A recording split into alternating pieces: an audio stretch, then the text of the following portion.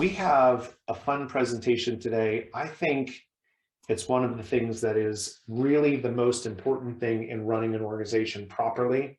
When I really look at companies and cultures of accountability, nothing can accelerate your business faster or in any other aspect of your business than accountability. Time nor money can replace an accountable culture. And accountable cultures take good employees and make them great, and great employees and make them literally unstoppable. And so what I want to do is cover today how you create a culture of accountability, walking through being accountable and creating accountability inside your organization.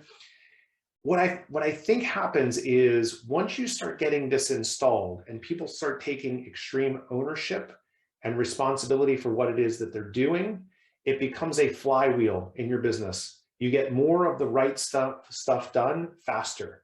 And that's really what we're after in doing all of this. And so I'm going to try and take you through all of the pieces that I have learned in doing this. But before I do that, I want to tell you a story because I always like a good story. In 2012, I was brought in to run a construction business. It was super fast growing. We had made the Business Journal's fastest growing company. It was at about $7 million at that point in time. And what I realized pretty quickly within 2 months was we were totally out of control. Our bids were late, our jobs were late, our quality was god awful. We were in the middle of the throes of a recession. And so, as you might imagine, chaos was definitely fully in tow. And so one day I got a call from a building inspector, because we were still pretty small, maybe we were about 25 people at this point in time. And he was asking to speak to the person in charge, which of course, as CEO, that came to my desk. And he said, I want to know why you called in an inspection to a roof that has not been replaced. So we had been commissioned to do a roof. And the reality of it was, I thought, well, we replaced the roof. That's why we called in the inspection. And over the next 30 minutes, I found out something that horrified me. So instead of issuing a purchase order to 68, we mistyped it and put it at 86. And so the dumpster company who got that purchase order dropped a dumpster in the driveway, as they do. And our roofing company who was doing the roof for us just showed up. And instead of looking and saying, what house do we need to go to? They looked and said, oh, well, there's the dumpster. We proceeded to re-roof a house that we didn't have a permit for.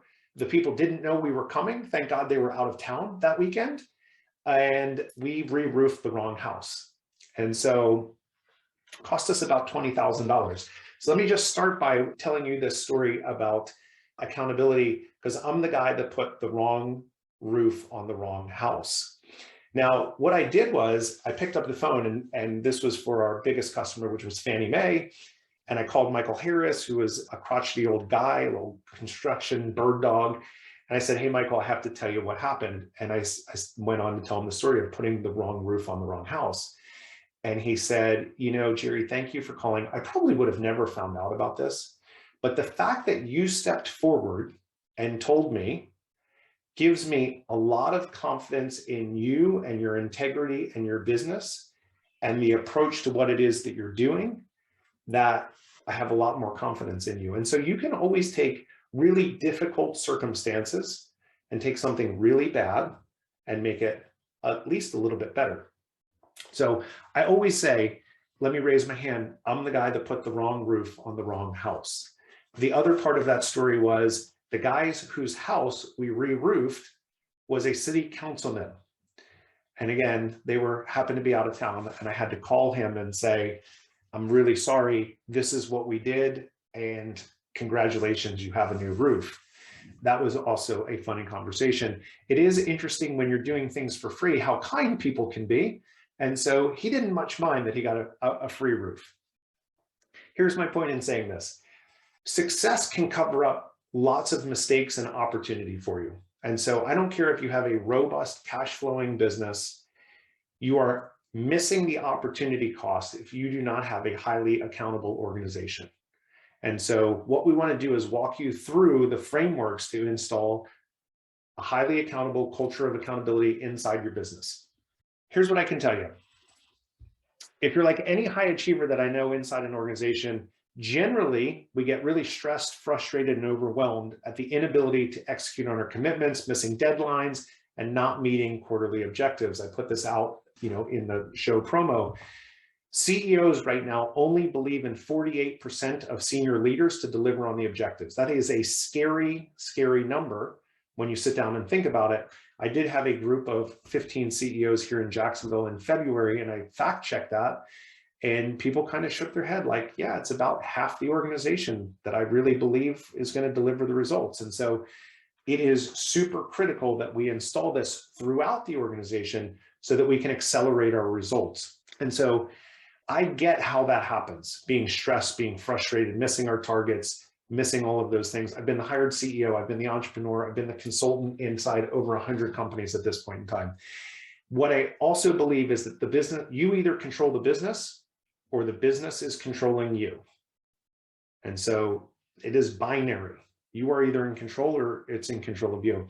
And so accountability is that crucial component that puts you firmly back in control, which lowers your stress and accelerates your business. Accountability is about getting more of the right stuff done faster, right? And so I've talked about this before in some of my other shows. I think if you look at 3 and 5, I think about trajectory. So are we headed in the right direction? And I think about velocity, the speed at which we're moving forward on that. And so accountability is a key piece of accelerating doing the right things faster. So I'm going to give you the roadmap, what I've learned over the course of my career. Here's the good news. As I look about it, accountability is a learned skill. It's no different than public speaking. It's no different than writing. And so what I'm going to teach you today, it's part framework, it's part mindset, and it's part formula. And so I just think this is so critical because sometimes people feel like it's out of reach. How do I hold people accountable? I'm going to give you tools because some people are scared about holding people accountable. And it's not about calling people out. It's about calling people up. That's what we do because we have an agreed upon mission that we're on. Here's the impact that we're going to go make. And we have agreed upon values, the operating system of the business. And so we can feel really good about talking to each other about doing the right thing at the right time. I think most of you know me, but I only put this slide on here, not really as like, let me pound my chest, but this is literally the frameworks that I've used in running companies that have made it to the Franchise 500, the Inc. 500, the fastest growing, an ultimate CEO. And so this isn't something we plucked out of a book.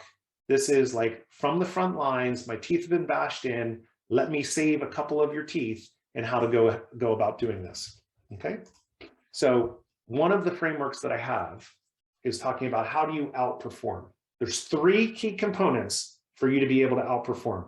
You have to out-strategize. So do you have a plan? Amazingly, most businesses do not have a strategic plan. If we don't have a strategic plan, there's no way to execute against that strategic plan. The second piece that they do, they out-invest. So we make bigger bets on fewer things, and we get the right things done to accelerate the business forward. A lot of times what we do is we bite off more than we can chew. We think we can go conquer the world.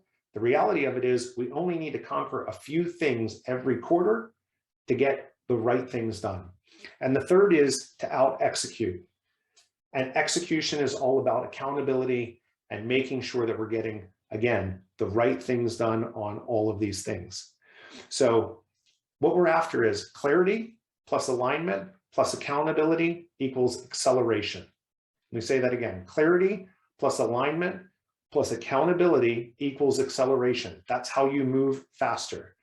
And so those are the 3 things that we need to be thinking about. We're going to be focusing in on out-execute. I want you to reframe your idea of accountability. Most people think about accountability as a negative word. I am holding you accountable. Most people think about blaming, yelling, fear, and a slap on the hand. And that is nothing about what accountability is. Accountability is very specifically the path to winning. If we are all aligned on where we're going, our vision, the impact that we want to go make, and our values, how we're going to go get there, then it's really clear that the path to winning is we all are stepping into our roles and executing the heck out of our role to be successful. And so we have to assume that there's a solid planning process in place, again, to galvanize us. Otherwise, how do we know what we're supposed to be doing? Without clarity, there can be no accountability. Just think about that. Without clarity, there can be no accountability. And so no one can jump into your head and know what you're expecting as a leader or as a really good teammate. We have to do a really good job of clearly articulating what it is that we're doing going forward. And so it's a mindset shift. It's the positive path to winning that we regularly celebrate. It is not about a punitive thing that we're trying to say, oh, Summerlin, you didn't do that thing. Shame, shame, shame. It's no, no, no. We celebrate the work that we're doing together. So it begs the question, who is the one person who is accountable inside an organization? Bill, who is it? Well, if it's one person, it's either me or it's the CEO. That's right. I love it. So, ultimate ownership. You are responsible for being accountable inside your organization. So as I say this, you don't have to be all the firewood, but you have to be the match to ignite the fire. And that can come from the CEO. I hope it always does, because we want to model the behaviors that we want. But it can also come from inside your team, depending on how big your organization is. And so being able to have hard conversations, crucial conversations about here's what it means to be accountable, because we're accountable to each other, we're accountable to the results of the organization. No matter your role or your position, you're the one that can set the company on fire and in the right direction. I talked about this before in the hiring episode that I did. Accountability starts in the hiring process. If you want to have a great organization, you better invite the right people in on the mission. We don't just hire people, we invite them in along the way. So the more tens that you put in the organization, the more virtuous and the faster it is that we move to continue to accelerate what it is that we're doing. And so that becomes really, really a virtuous cycle. I always say I like to hire from the scratch and denial, because business is hard. If you've had a white gloved upbringing and you don't know how to demonstrate grit and resilience to get to the other side, then it's going to be hard when things get hard. And so I just think hiring the right people starts the path to accountability. One of the questions that I love to ask during the hiring process to understand whether we have an accountable person in front of us is, tell me about the hardest time you've ever had in your life and how you overcame it. Tell me about the hardest time that you ever had in your life, personally or professionally, and how you overcame it. I want to know if they have a responsible mindset or if they have a victim mentality, because if they have a victim mentality, there is no way they are going to be accountable inside your organization. And so it's just a great question to ask people, A, to get to know them better, but also to understand what is their approach to life. We're looking for that resilience and the emotional intelligence in what it is that we do. Because I've talked about this before, right? Ownership mentality. Who are we inviting in on the organization with us? Who's on the mission with us? Do we want Eeyore, the sad sack? Or do we want Buzz Lightyear, who's going to go to infinity and beyond? Roanne, I see that you're in outer space, so I'm sure Buzz is with you. And so it's way more fun when we get people into this mindset that anything is possible. Anything is possible. Together, we can accomplish so much more. And so I just think about this because it separates excuses versus reasons. It separates problem identifiers versus problem solvers. I think about organizations that are low accountable organizations. Those people tell stories about the barriers and the obstacles versus the opposite, which is someone who's charting a path forward with solutions, right? A storytelling organization. So when I visit with people and I visit with their leadership team, and people are telling stories I know that it's not a highly accountable organization because I don't need to know your stories because we have a high level of trust. I know that you're going to own it no matter what barriers and obstacles you've encountered. You're going to work through them and get to the other side.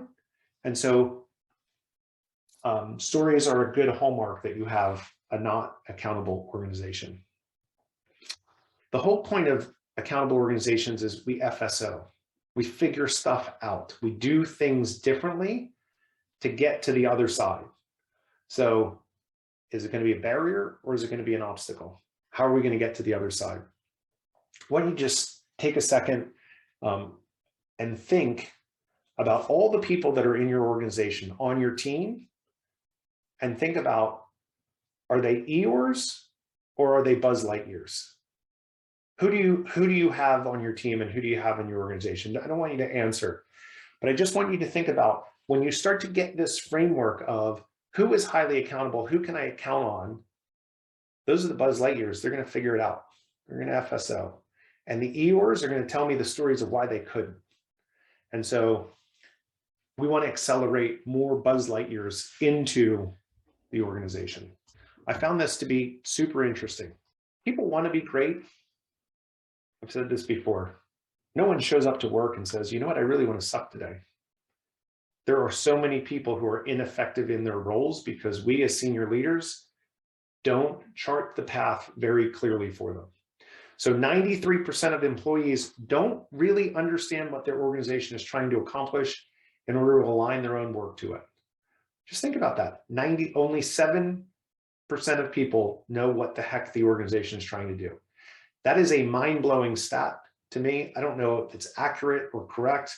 I mean, you can always lie with statistics, but there was something there where I just thought, wow, even if it's 50% of your people don't know what the heck you're trying to accomplish, that is a scary statistic. And 85% of leaders aren't defining what their people should be working on. Everyone is craving clarity in their work. That is our role. So I had an experience where I had an organization that I was talking to, and I said, how clear are we on our objectives? They said, we're 100% clear. CEO said, we're 100% clear. I said, okay, great. What is our sales target? And the CEO said, it's 3% growth this year. And the CFO said, no. 3% was for the board. What we really want to the company is 5%. And so, all right, that's interesting. We're obviously not 100% clear.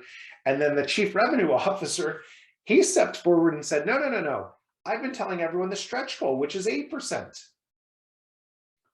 Do you think anyone knows what the goal is? Not even close. Because if our senior leaders don't know, then there's no way that our people do. Because we have access to more information than anyone else inside the organization. And so we have to be as clear and as aligned as possible. So without clarity, the gift that we get is confusion. A confused organization does not perform. So let's give the gift of clarity because that's really where we want to be. I want to talk a little bit about this little dumpster fire that we have on the screen, which is nasty and gross, toxic.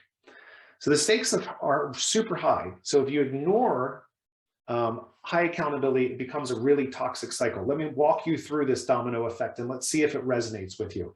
So low accountability leads to mistrust because trust is born from doing what you say you're going to do, which then leads to low morale. We feel like the bad news bearers, which leads to the worker feeling like what I do doesn't matter. And that spirals into low engagement.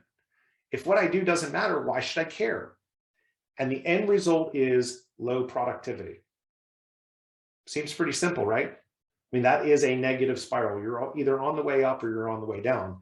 And so you keep on rinsing and repeating on that. You have this negative place that you end up with, ends up in mediocre results. Now let's flip the script on that. How do we get people going up on the positive spiral?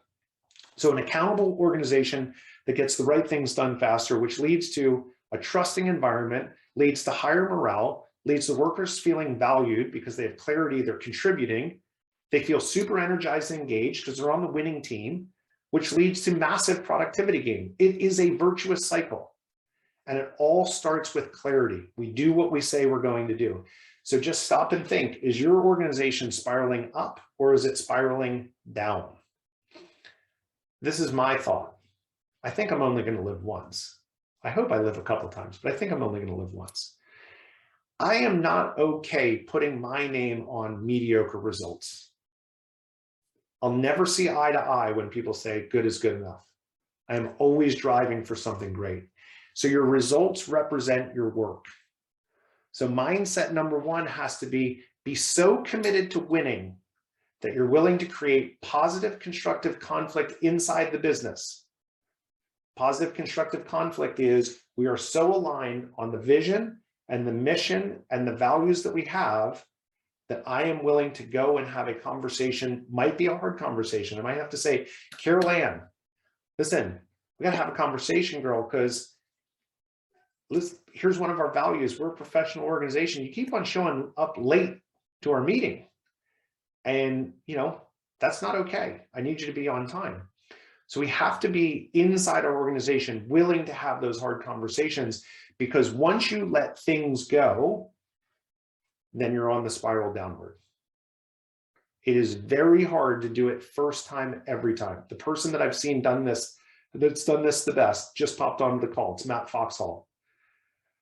And I watched him take an organization that was 40th in the country, 40 out of 40, and made it into the President's Cup.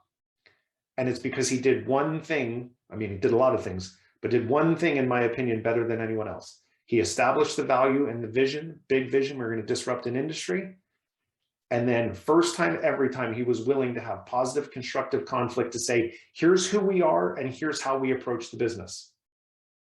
And then suddenly the business just started moving faster and faster and faster. So here's what happens, right? As leaders, what do we do as leaders? We yell, take the hill. And what do we forget to do? Forget to tell people, what hill? What hill are they supposed to take? When do they need to get there? Is it a 10-day journey? What supplies do we need? What tools and resources? Do we need a radio, a solar charger? What do we got?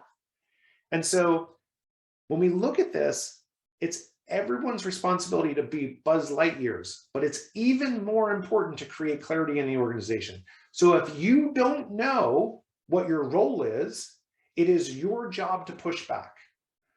So if you need access to people or information, push back. Say to your leader, if you're in the middle of the organization, hey, I need your help because Ali isn't responding to my email and he's just blowing me off. Okay, we got to get access to Ali so he knows that Bill is going to come to him with questions, right? Super important. We've got to clear the path for people. If you need more resources, push back. Someone says to you, hey, we need you to do this by next Friday, and you don't have the right resources or the right time, then you have to say, I can't do it by next Friday. Can I have till next Friday?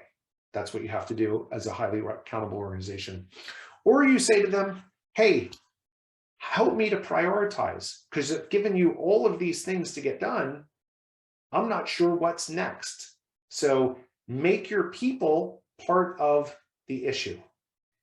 So if you can say, okay, are you okay with not delivering this thing on Wednesday so I can deliver this project you just gave me on Friday? And everyone's aligned with that. That makes good sense to everyone. Clarity, clarity, clarity. If you're not 100% clear of what's being asked of you, then please, for your own benefit, for the same organization, please make sure that you are asking and pushing back, what does success look like here? So I developed this. I call it the clarity code. So beyond operational process clarity, how, that's like the systems inside how we move a widget from A to B all the way through the system. There's 5 strategic areas of clarity.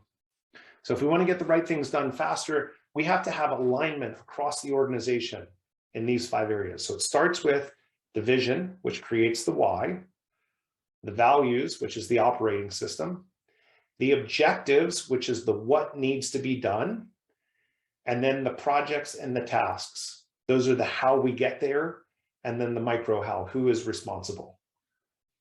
It's super important. I've always thought this was interesting, which is senior leaders want to have buy-in from employees, but have you given them something to buy into? Have you given yourself a handle on your business where you say, like, listen, we are not just going to be a trade show display company. We are going to be experiential marketing, and we're going to do it in a way that is so dynamic and so innovative that people gravitate towards us. And we're going to take creative risks to do that. That's exciting to me. If I was in marketing and that was my space, no, I don't want to just be a trade show company and just show up. Like, anyone can do that. So how do you create a place where your tribe comes in and is super energized, right? So the example that I give is, if we were in a place where I didn't have a vision, so you didn't know what you were buying into, and I said, hey, we're going to go on this great adventure, which is so many companies do this. Yeah, come along, we're going to go on this great big adventure. And suddenly I took you to the desert and we were going to collect pennies in the desert. That's not very exciting. That's not an adventure that I want to go on.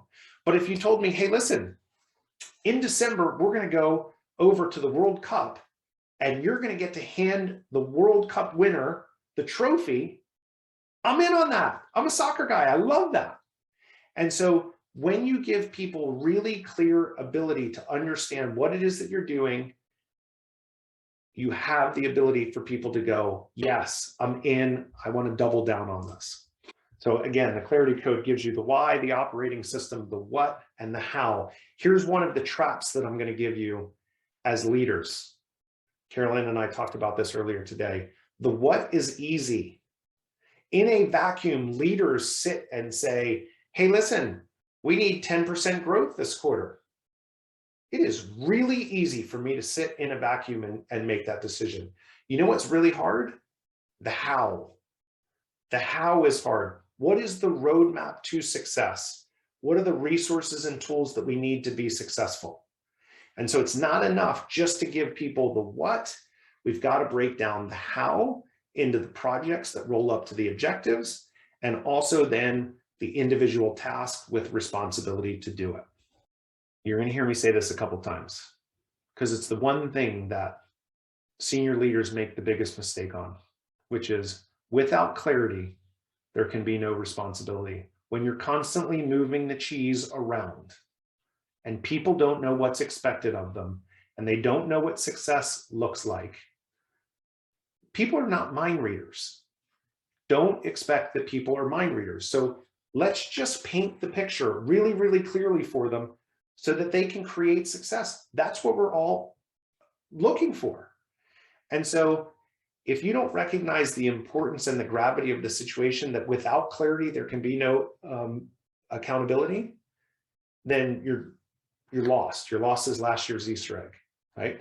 That is the most important thing that you need to do, is give people the frameworks to understand and a clear picture. So have you ever had this? Because I'm going to give you the framework now, right? Have you ever had where you ask someone like, hey, where's that project? And they give you the blank stare. They're like, hey, what? Me? It's like, oh man, you have absolutely missed the mark in what clarity means. This comes from the book, Winning with Accountability, which I will tell you, if I was ever to write a book about accountability, this guy knocked it out of the park. It's about 100 pages. It's a 45-minute read, but he does a great job breaking down a framework on this. And so 4 parts to clarity. What is exactly to be completed? Paint the picture in detail. And so if you're having an event, don't just say, hey, Matt, I want you to put on an event and there's going to be about 50 people here. It's like, okay, like, is this a black tie event? Is this like a theme party? What does it look like? What do you want people to feel like when they're here? And so the clearer we can paint the picture, the less we leave to gaps and guessing. Be very, very specific of what it is that you want to see as the outcome. The second piece is who specifically is responsible for it. There can only ever be one owner. One owner. Can't be like, oh, Mike and Bill are going to partner on that. No, no, no. Who's the ultimate person that I'm going to when I have a question about that? Is it Mike or is it Bill? There's only one name on every objective or project that we're working on. By when? Has anyone ever had a situation where someone says, get that to me ASAP? Anyone? Raise your hand. Every single last one of you has had ASAP, and you've used it in your own language. Okay, ASAP to me is, I'm really busy. I have a crazy busy of summer travel. Guess when you're going to get that? September 1st. That is my ASAP. But you may go like, no, I need that for next Tuesday. I'm presenting to the board. So when I said ASAP, that was like drop everything and get me what I need from you. It is a nondescript, take it out of your vocabulary. You're setting up everyone for failure when you use something like ASAP. If I said to you, I need it by Friday, better, right? More clear. What if I said, I need it by Friday at 3 o'clock, better, even better. And if I said, because I work across lots of time zones, Friday at 3 o'clock Eastern time. Now I'm super specific. There is no ambiguity with that. The deliverable is binary. You want to work as a leader in an accountable organization to binary outcomes. It is either on or is it off. If it's 3:01, it's late. If it's 2:59, it's on time. So think about things in being binary. Was Mike responsible or was Bill responsible? It's binary. Mike is responsible. I know exactly who I'm going to. And then the fourth is shared. Does everyone in the organization know that Mike has that? We better know that. Otherwise, Bill might be double working it. Anyone here ever had a situation where two people are working on the same project in a really different way? Every single person should raise their hand. Absolutely, it happens all the time. So we have to know throughout the organization that this person is responsible for it and everyone knows that they're responsible for it. It's not just enough to give you those four things. We then have to fact check it, right? Because I don't know what else you're working on. And so you can't build a house with Scotch tape and a stapler. It's got to be more thought through than that. So we have to fact check about what's possible. So if we have clarity, then we have to make sure that we have the right tools and resources in place to execute. So you must check. Sometimes we just get stuck in this world of like, clarity is okay, tools and resources you need to check. So do they have the tools, time, and training to execute? And if someone is asking you to do something that you don't have the tools, time, or training to execute on, you have to raise your hand and say, hey, Summerlin, I don't have enough time because I have these 77 other projects that I've committed to. Again, help me to reprioritize. Where we get in trouble is we just continue to accept more and more and more, and we don't take things off our plate. You have to certainly take things off your plate if you're adding more things on. So how do we get people to be more accountable? One of the things that you need to do is to create a platform so that no one can hide. Transparency. We live in a world of asynchronous information, remote work. People are in lots of different places doing lots of different things. So I don't care what platform you're on. You need to get on some type of project management platform. Teams has one, Trello, Asana, Rike, Smartsheets. I don't care which one it is. People ask me all the time, Jerry, what's the best project management platform? And they're always surprised when I tell them, I know exactly which one's the best one. They say, but which one? I said, the one your people use. I don't care which one you use as long as you're using it. But when we get into a place where it's very clear who's responsible for it, what needs to be done, when it needs to be done by, guess what happens? We stop missing our deadlines. Or it becomes very, very clear who's missing the deadlines and who's gumming up the machine. And again, it's not about calling people out, it's calling people up. These are commitments that you've made. And if you put your name on it and agreed to a date, then you better execute on it. Otherwise, you better have readjusted priorities and moved other things around to make sure that you had the space to do it. One of the other things that I think is unique in creating a digital platform where everyone can see it, that transparency, Pride is a funny thing. It drives lots of actions. People suddenly start to get more of the right stuff done. People are not waiting for updates. Waiting, to me, is the biggest business sin. Wait is a 4-letter word, and it's the worst 4-letter word in business. We cannot be waiting for information.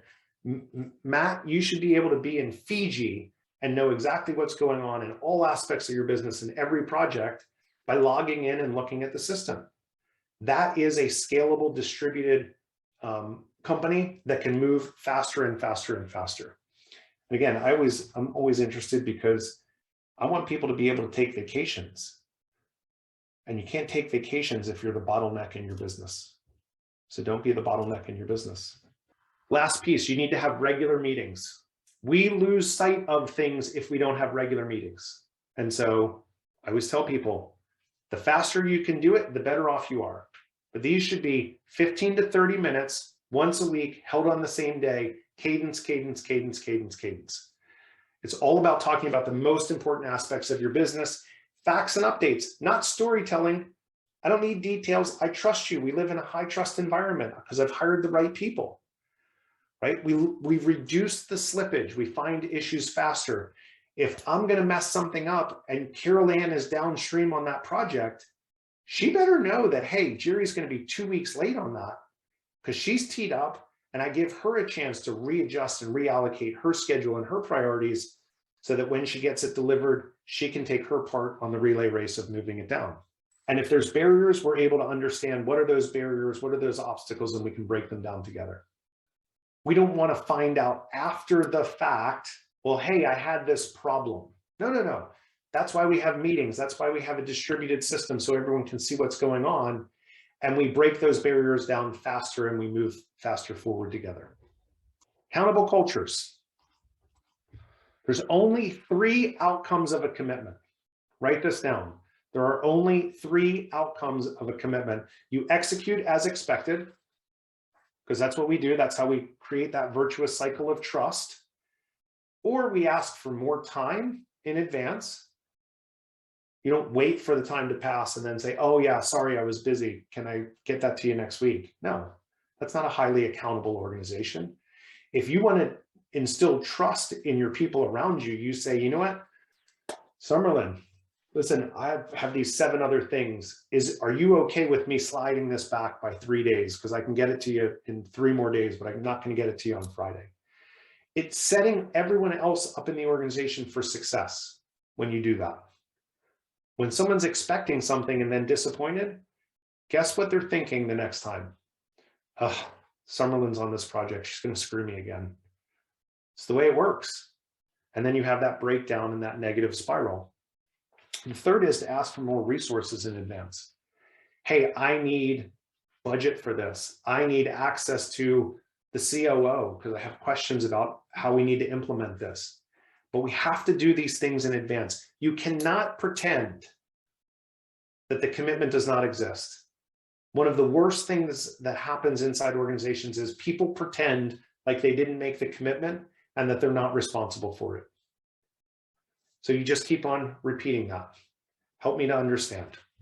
Last piece of this, you got to celebrate, right? We should live and want to be in really fun places. And so when we go and do and we execute, high fives around the organization. Great job, Carol Ann. That's amazing. So when we stop celebrating, we lose that engagement and that fun within the company, and people become robots. So you have to be super focused in on making sure that we're celebrating the progress, the achievements. And yes, it's what you're being paid to do, and it's why you're here, and all of those reasons. And at the same time, we should still have a fun place where we celebrate each other. That's way cooler. One of the good books about this is called The Progress Principle, and talking about how we conquer really big tasks by celebrating our way along the path. So if we want to go to conquer Mount Everest, we just got to get to base camp 1. When we get to base camp 2, base camp 3, and Everest gets into bite-sized chunks. Same thing with any big project that you're working on.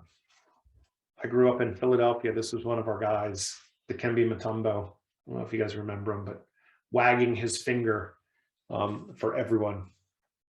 So this is something that is really critical. I talked about Foxhall before. He's the best that I've seen about this. You can't ever ignore misses in behaviors, attitudes, or outputs. We can't pretend like, oh, that didn't happen. Oh, Mike didn't deliver. It's like, no, no, no. We have to call it out first time, every time, because high-performing companies don't pretend that they missed the event that was supposed to happen. So we adhere to the 3 things principle: execute on time, ask for more resources. But you need to go into a place of permission to do that. Hey, if I miss, you have permission to call me out. That's what high trust environments happen, when we can say, hey, we missed on that. And so when values are clear, decisions are easy. It's easy to tie behaviors back to values, objectives, or vision. So when we miss on something, I want to say, hey, Matt, one of our principles is, again, I always use back professional organization. We're a professional organization. I expect you to be here on time, be on time in the future. That is less threatening to say, hey, Matt, you're always late. Stop doing that. Because when we have agreed upon principles of our vision, our values, or objectives, we tie it back to that. It is way less threatening. You'll get way better results to do that. So here's your coaching conversation formula, because a lot of people get really nervous about calling other people out. And again, I use the term calling people up, not calling people out, because here's our agreed upon methodology. So we have to acknowledge the miss. First step, acknowledge the miss.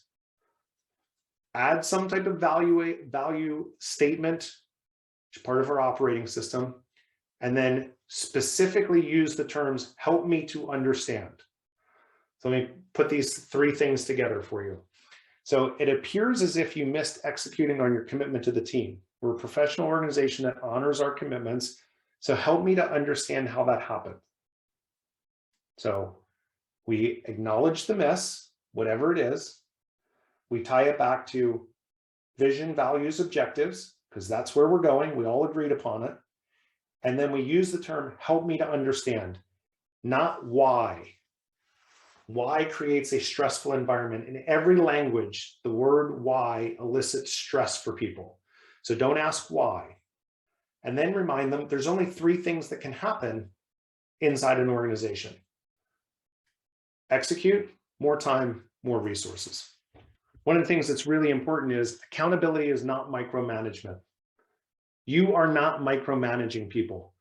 And so why do people feel the need to micromanage and disguise it as accountability? Let's not confuse those things. So OCD tendencies, they have a lack of control. So we have to implement that framework for clarity. When I know here are the 4 things and I'm giving it to you, I can rest assured that it's going to happen. And then we add on to that a platform for transparency and regular meetings. That's what gives you the ability to know what's going on without feeding that OCD tendency of running desk to desk to say, hey, Bill, tell me about that project. Hey, Mike, tell me about this project. Hey, Allie, tell me about this project. Talk about a waste of time. It's a horrible waste of time to do that. There's a lack of trust in your people, right? We started out with this. Only 50% of CEOs believe senior leaders can deliver the results. And so there's a lack of trust, which means I've got to run around to make sure that people are doing what they say they're going to do. And so the tip there is to have an honest conversation. I find myself micromanaging you because you missed on this and this and this. And I haven't addressed it before, but I want to do it now. That's how you have to have that conversation. Otherwise, you're going to drive yourself crazy trying to run behind people and clean up. Plus, it's a horrible use of your time. I mean, as senior leaders, we should be thinking about big ideas and what's going on. And instead, we're running behind the elephant and picking up the poop. That's not good. That's not healthy. That's not right. And so focus in. When you move from a place of coaching, hey, we can get better, here's what I'm seeing, to catching, meaning, oh, I knew he wasn't going to deliver on that project. You've entered into a toxic relationship. One of 2 things need to happen. You either need to reset that relationship and have that hard conversation, or you need to help that person find another job in another company, hopefully with your competitor, because if they're a low performer, then we want them at your competitors, right? Pretty good space for them to land. But you need to be able to reset that relationship. Do not, I always find it interesting when I speak to senior leaders, CEOs, and they're like, this person is driving me batty. I said, well, who's responsible? You're the CEO, you're the owner of the company. You invited them on the mission. It's your job to either correct the behavior or disinvite them on the mission. Either choice is okay, but don't leave people in your organization who are driving you batty. That doesn't make any sense.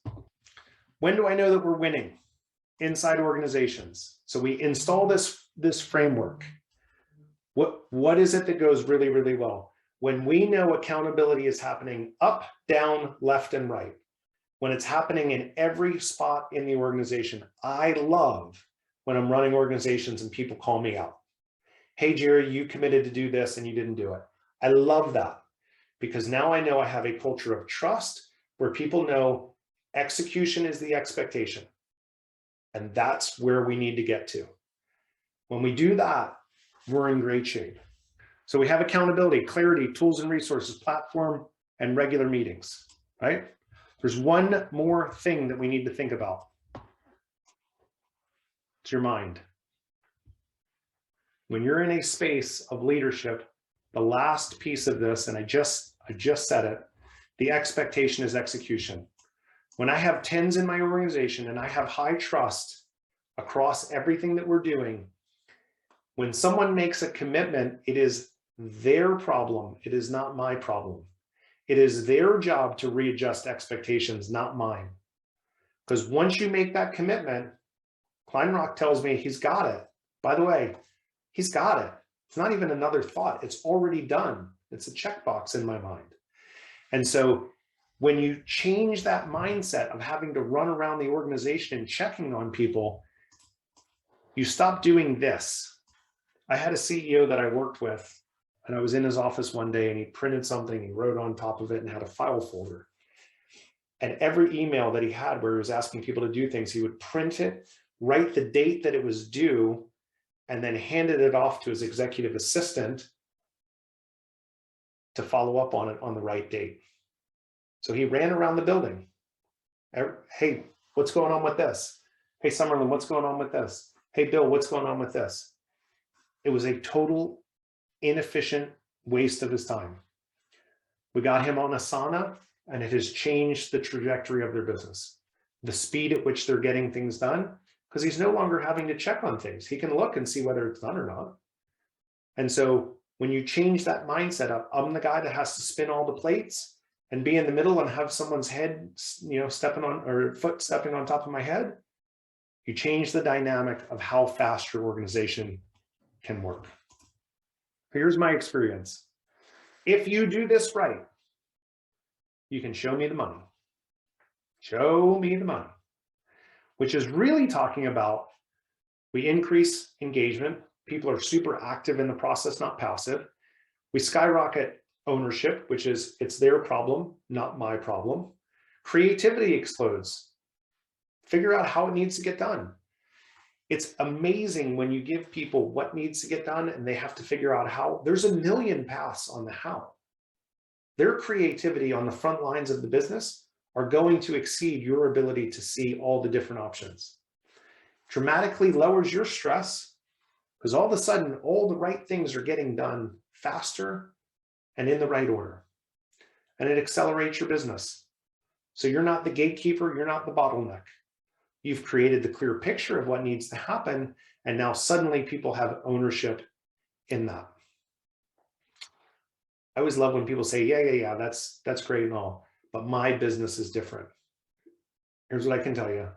I've done this in a construction business. I've done this in retail. I've done this in manufacturing. I've done it in e-commerce, and now I've seen over 100 businesses that I've helped. This is the framework that works. And so keep working towards up, down, left, right. 5 keys that I'm going to give you. People must know how to win. So clarity on the vision, values, objectives, projects, and tasks. You get that piece right, you are off to the races. If you get that one piece right, you're off to the races. You start with the projects and tasks, and you're going to go. Key number 2, implement the accountability framework. Clarity of the ask, who owns it, shared understanding of who owns it with a date and time. Every single thing that you do when you're asking someone, I could say to Allie, hey, Allie, I just want to make sure that I'm clear because I've gotten feedback that sometimes I'm not 100% clear when I'm asking people. And so can you tell me exactly what you think is expected of you so that I make sure that I'm giving you exactly what you need to be successful? That is just a way to check in with your people because it's all clear to us. When you're telling someone something, it's very clear in your mind. That doesn't mean that the words that came out landed on the person in the way that you needed them to. So check in with people. Key number 3, give permission. Talk about wanting to win and being open to feedback. It's super critical when you get really clear on here's where we're going and here's how we're going to go do it. And I want to win so badly that if we're off track, I need you to tell me. This is not about calling me out. It's calling me up to the commitments that we've made to one another. If you want to challenge, call a meeting tomorrow. Talk about your want and willingness to win and to open up to your blind spots. Takes a little bit of courage, but when you look at the people around you and you say, hey, where am I missing? What are the opportunities for me to get better? You'll be surprised at the honest feedback that you get from people. Key 4, commit to first time, every time. Create that positive, constructive conflict environment.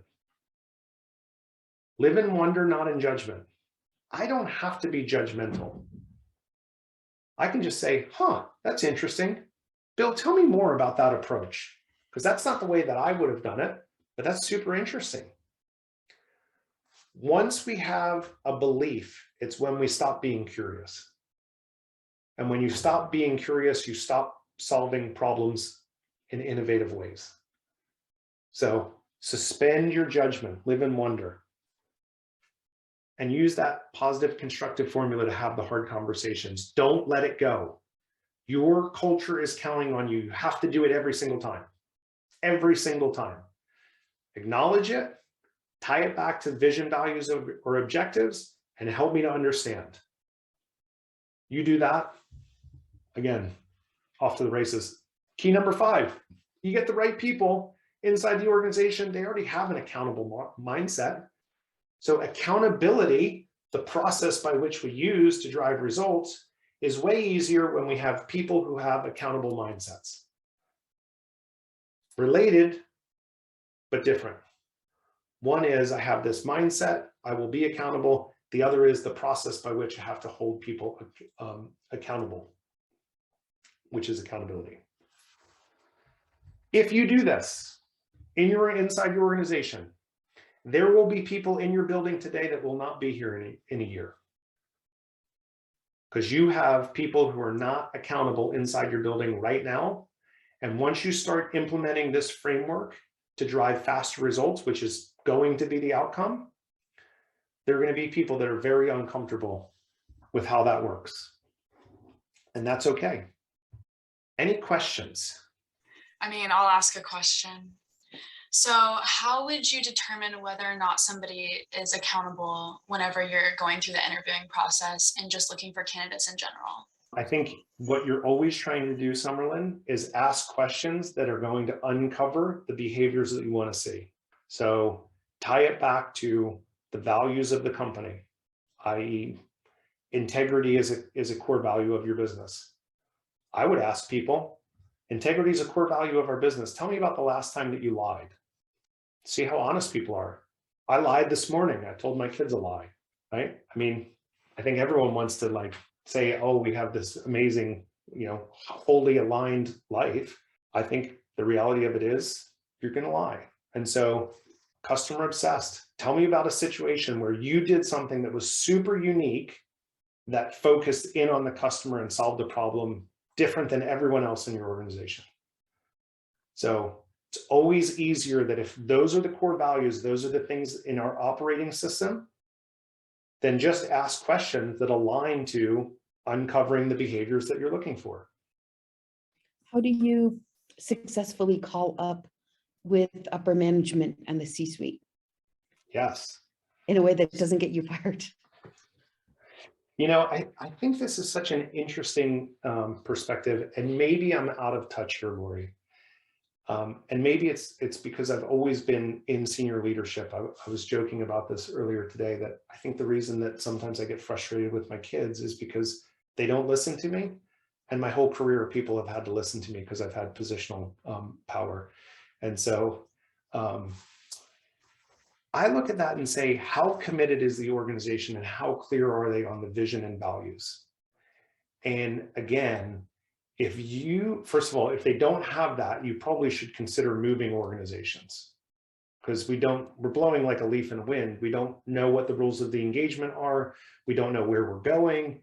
And so how much confidence can you possibly have inside an organization that hasn't been clear on those things? That's one. If they do have it inside the organization, then it is very different than attacking someone or making someone feel like it's a personal attack. When you tie it back to vision, values, or objectives, those three things, then it is a way easier conversation, because these aren't necessarily the rules of the game that I created. It's the rules the senior leadership has put in place. But oh, by the way, I've noticed that my senior leader never shows up on time. And we're a professional organization. I'm going to say something because my time is just as valuable. I mean, the idea that you're sitting around waiting for someone on a call, I will never wait more than 5 minutes unless you text me and say, hey, I'm going to be late. Why? Because Maria, my trusty, amazing assistant, confirms all of my appointments. And everyone either says, yes, I'll be there, or no, I won't. And so people know, you're more than 5 minutes, I'm out. And I'm like out and on to the next thing. So the clearer you can be on that framework of, here's the action, here's the value, vision, or objective that I'm tying it back to, and then like help me to understand why that's okay. Would you be okay if I showed up to every meeting late? It's a good framework. I think people who don't feel okay having those conversations are probably in a toxic environment. Have leaders who are not showing up in predictable ways. You know, I have a course that I've done before called the Leadership Gap. Actually, Bill Holmes has been through it. And it's all about showing up. How do I show up as a predictable leader? Because that's all you're trying to do, is create clarity for everyone. Here's what you can expect from me. Here are the rules of the game. And so that's all I'm trying to do, is show up in a way that creates a positive environment where you can build performance, where there's trust, there's collaboration. And I know what the rules of the game are. It's when you don't know the rules of the game where you're like, I don't know. And how bad is that? Where every day, like, my leader, one day it was okay to do this. The next day, someone else did it and it was a horrible thing and they're getting fired for it. It's terrible. Matt, the name of the course is called The Leadership Gap. That is the actual name of the course. I'm probably going to run it in September. And so if it's something that you want to go through, or any of your leaders want to go through, just send me a note. I'll be happy to take them through it. I highly recommend it. Are you saying GAP? Gap, yes. The leadership gap. Because I think there's a gap between, right, the clarity that we need as leaders and the environment that happens. My question, Jerry, is sort of in this case where we're talking about accountability, right? Mm-hmm. And then you're talking about clarity. What I find sometimes in our business is when you want to hold everybody accountable, sometimes those processes, you might not even know that they're there, that they're not existing, they're not happening. Meaning, like, you're having issues between two people consistently, between two departments, yet it's actually the company's fault because they really don't know what to do. If you ask everybody there, you know, and they're arguing over this sort of like ambiguous thing. So I struggle with that, finding the holes, I guess you'd say. So It's our job as senior leaders to make sure we're clear on the vision, the values, and the objectives. And our people have to continually cycle back to say, hey, Matt, there's a gap here. And if we have that framework and we're aligned with our actions and they meet up with our vision, they adhere to our values, and they're moving us to our objectives, the next action should become pretty clear in how to do it. Yeah, I agree. I think sometimes, I don't want to say that people don't think that deeply, but when people are in the middle of doing work every day and they're working with others and they're collaborating and they're butting heads, it really very quickly becomes what I need and what I need, right? So we're always trying to get people to solve problems. So I'll give you a really good example, right? We pre-build every single trade show booth, brand activation event that goes out the door. An issue that we've had is that production and account managers butt heads. Account manager is essentially the project managers. Mhm. So production's building this booth in the back and they're getting everything ready, prepped to go, the details packed. Account managers have to go out there and check on their job. Well, what happens? They spot things, they find things. Mhm. They want to do this differently. Well, what about this? Are you going to put the finishing touch? Well, production gets salty, right? They're like, you know, hey, you're crapping on my work. And then, but the account manager feels responsible because the client's going to be asking them questions. Of course. So they butt heads. So right? what's the value or the objective of the company? The objective reconcile in that. one of our principles is all hands on deck, which Okay. maybe doesn't go great here because now I got everybody back there like, let's get this, and it's awesome. Yeah. But the problem is that I've learned through all turmoil of this, but this really fractured relationship between, you know, the production and project management. Well, it's because nobody really knows whose call is what in that space, meaning like if one of the counters we built is a little wobbly, well, the production manager thinks it's fine, but the account manager thinks it needs to be adjusted. Tightened up. Yep. No one knows whose call it is. So what are they going to do? They're just going to fight and butt heads. There's no accountability. So what is your role as the CEO? what do you mean? What is my role? Your role is to create the accountability or the clarity Exactly. of who has the final call. Yeah, And so which you I've done now, but it's Yeah. 60 days to figure it out. Well, so, I mean, the faster you can create that. So anytime you see Yeah. there's friction, right, you have to say, what is my role in this to solve this issue? Because no one wants to show up and be in stress or not be great at their work. But ego is always the enemy.